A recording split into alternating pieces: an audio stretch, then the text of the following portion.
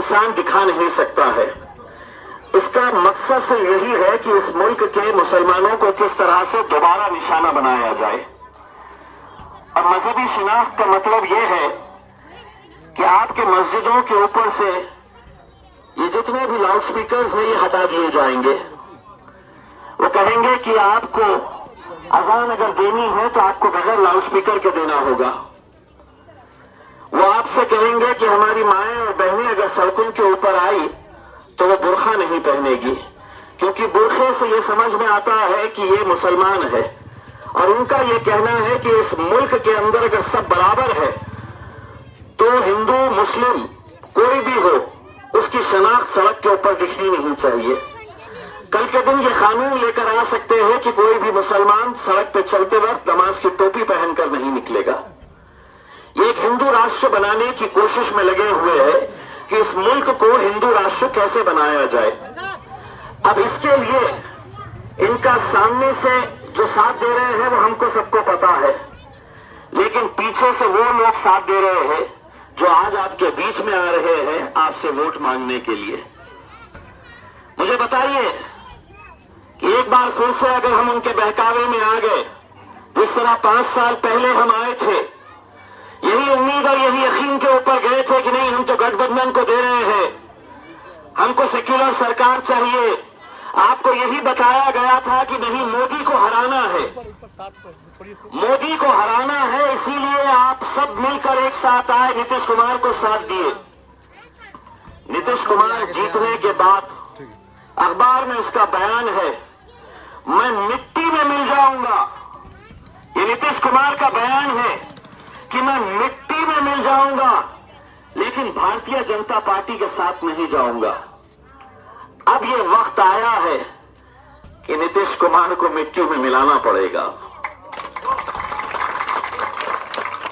ये जरूरी है। आज आपको लगेगा कि लालू प्रसाद, नीतीश कुमार, राहुल गांधी ये सब आपके मेहरबान हैं। ये इलेक्शन के हद तक आपको एक अलग चेहरा दिखाते हैं। इलेक्शन खत्म हो गया तो वो असली रूप में आ जाते हैं। जो आरएसएस ने बताया है, एक काम जो सामने से भारतीय जनता पार्टी करती है। बाबरी मस्जिद शहीद हुई थी, कितने ऐसे बुजुर्ग लोग हैं जो इस बात की गवाही देंगे कि बाबरी मस्जिद जब शहीद हुई तो हमने अपने घरों के अंदर टेलीविजन के सामने बैठकर देखा, अपनी आंखों के सामने कि हमारी एक मस्जिद शहीद की जा रही है। मस्जिद शहीद करने के लिए मुरली मनोहर जोशी, कल्याण सिंह, एल.के. आडवाणी ये सब वहां पर बैठे हैं और आज अदालत इन सबको बरी कर देती है। और जब राम जन्मभूमि का काम शुरू होता है तो कांग्रेस पार्टी के बड़े बड़े नेता उसकी हिमायत में उतरते हैं। हमारा ये कहना है, ये मुल्क में अगर इंसाफ है तो इंसाफ अगर हिंदुओं के लिए जितना है उतना ही मुसलमानों के लिए भी होना चाहिए। लेकिन ये क्या वजह है कि आपके लिए अलग कानून और उनके लिए अलग कानून? ये नहीं हो सकता है। और ये लड़ाई जो है ये इसी की लड़ाई है। ये लड़ाई आज जब हम यहां आ रहे थे तो भारतीय जनता पार्टी के बहुत सारे पोस्टर्स हमें देखने को मिले जिसके ऊपर लिखा हुआ था कि हमको अब आत्मनिर्भर बनना है।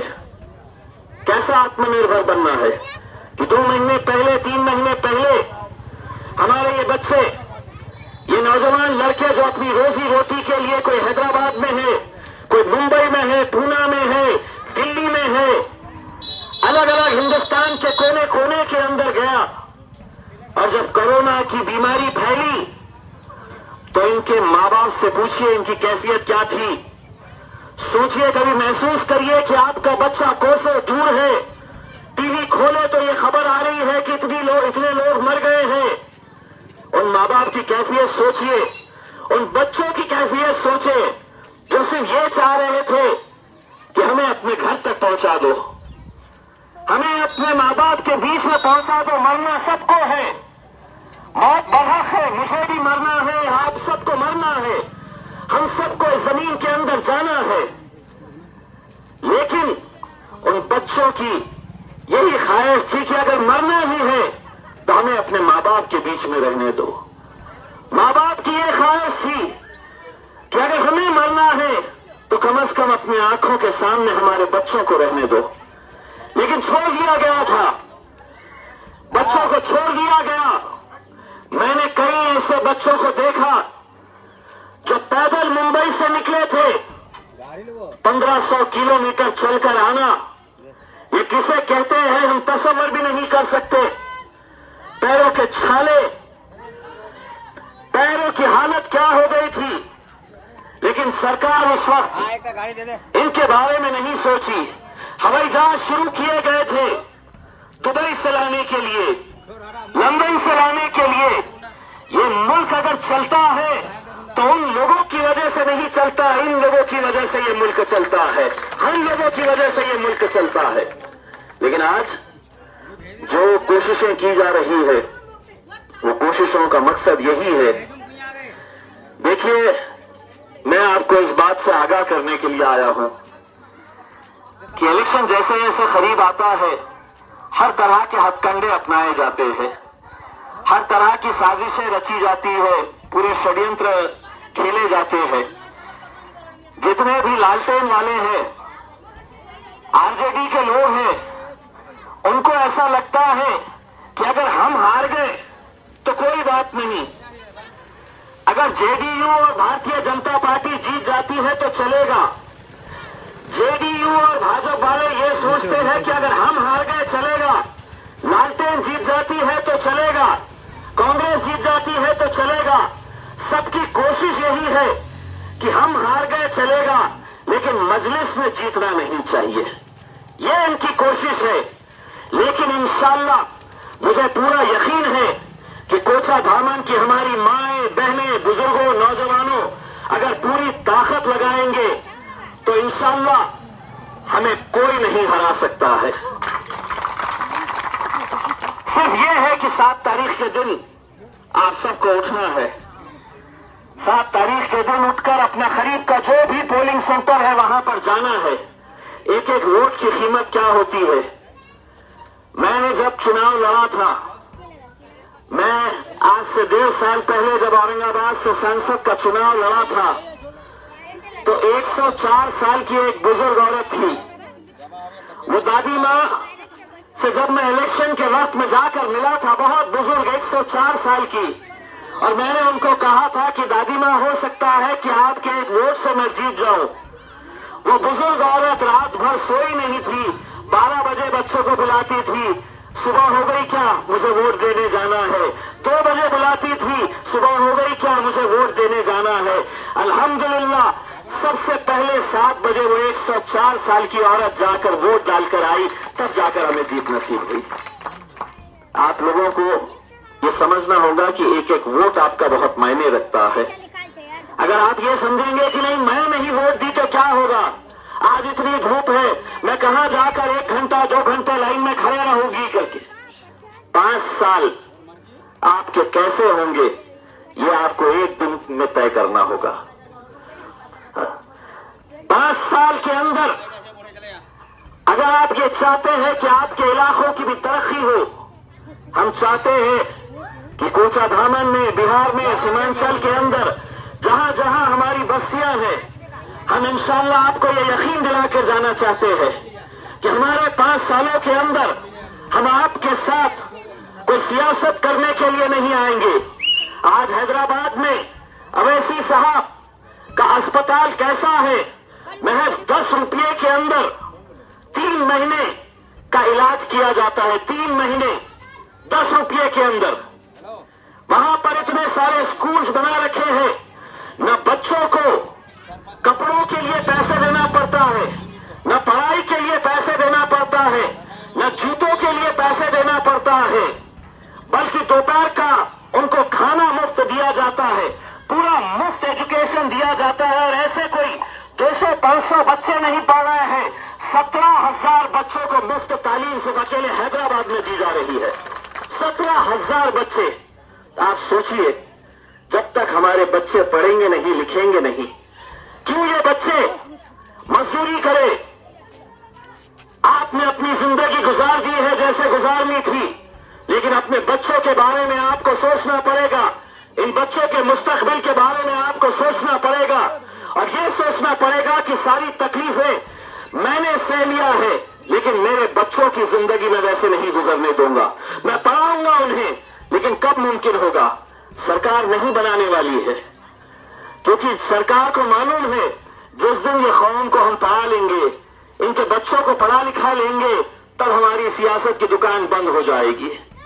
इसीलिए आपको पढ़ाना नहीं चाहते हैं, आपके लिए यहां पर फैक्ट्री नहीं लाना चाहते हैं, क्योंकि आप अगर सरकार के भरोसे के ऊपर नहीं रहेंगे तो फिर उनकी दुकानें कैसे चलेगी।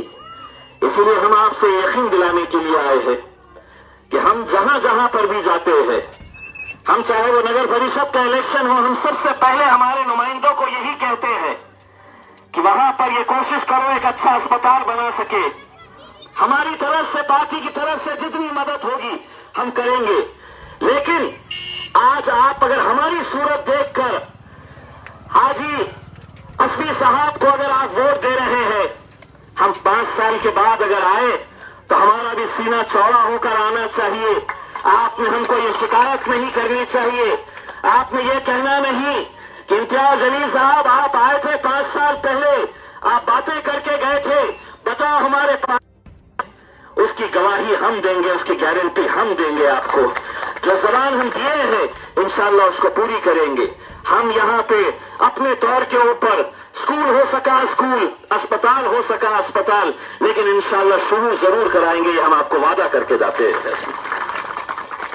बस आप लोगों से यही अपील है कि 2-3 दिनों के बाद यहां पर ऐसे ही आएंगे, लालटेन वाले आएंगे, जेडीयू वाले आएंगे, पंजे वाले आएंगे, इलेक्शन खरीद लेंगे पैसों से। दादी कहना मैं बिकती नहीं हूं करके तेरा पैसा तू रख।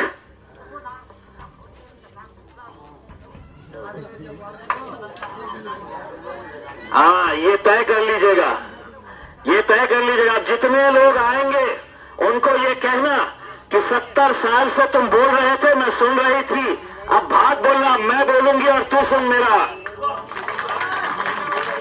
इस बार मैं सिर्फ पतन को वोट दूंगी इंशाअल्लाह। मुझे पूरा यकीन है आप लोगों को देखकर कि इस गांव का, इस पंचायत का मैं नाम लिखकर जाऊंगा, और जिस दिन इलेक्शन के नतीजे आएंगे मैं एसपी साहब से ये जरूर पूछूंगा कि इस पंचायत के अंदर मेरी माएं और बहनें जो खड़ी हुई थी वहां से कितने वोट मिले हैं। और मुझे इस बात की खुशी होनी चाहिए कि यहाँ पे हाजी एसपी साहब मुझे बताए कि जिस पंचायत के अंदर तुम गए थे और वहां पे मेरी माएं बहनें बुजुर्गों जो खड़े हुए थे वो पूरे के पूरे वोट हाजी एसपी साहब के खाते में गए हैं करके। यही उम्मीद हम करते हैं और यही आप लोगों से इल्तिजा करते हैं कि इलेक्शन वोटों से तो लड़ा जाता है लेकिन दुआओं से जीता जाता है। तो आप लोग दुआएं भी